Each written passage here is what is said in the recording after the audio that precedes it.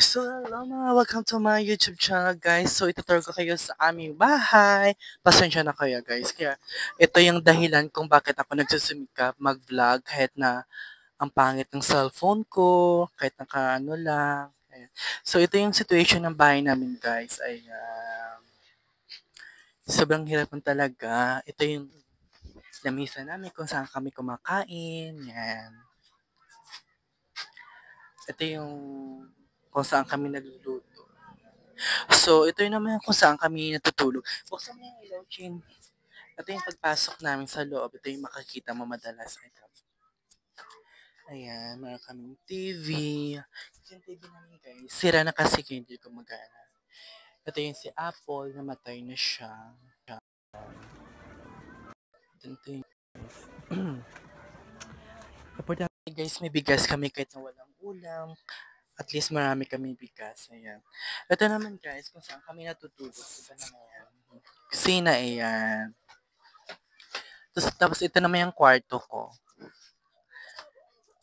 Kaya gusto ko talaga sumikap mag-vlog guys. Sana tulungan nyo ako. Ayan, ito yung kwarto ko guys. Ayan. Pasensya na kayo medyo makalat. Ayan. Tapos, itong ref guys, sira to ha. Sira yan. Ayan. Kita yun naman, sira yan. So, ito yung CR namin guys. Pasensya na kayo guys ha. Kasi ito talaga yung dahilan kung bakit ako nagsusumikap mag-vlog para mapaayos ko yung bahay namin. Ang kapatid ko guys, ayan. Ayan. Yung dirty kitchen. Charot lang. Ayan. So kasi na. Tapos ito yung CR namin. Simple lang guys. Pasensya na kayo. Ayan lang po yung CR namin. Wala kaming sariling tubig. Umiigib na kami sa kabila. Sa kapitbahay. Ayan.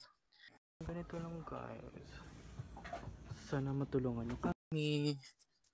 Ayan. Tsaka ito yung sa labas namin kapag makikita nyo sa labas ng bahay guys. Tingnan nyo naman.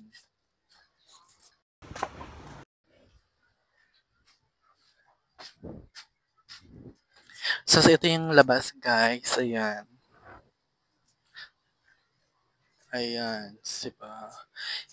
Puro na siya pinagtagpi-tagpi. Sirang-sirang talaga, guys. Kaya gusto ko talaga sumikap. Ayan. Ayan, aso kong alaga kong aso. Guys, thank you for watching.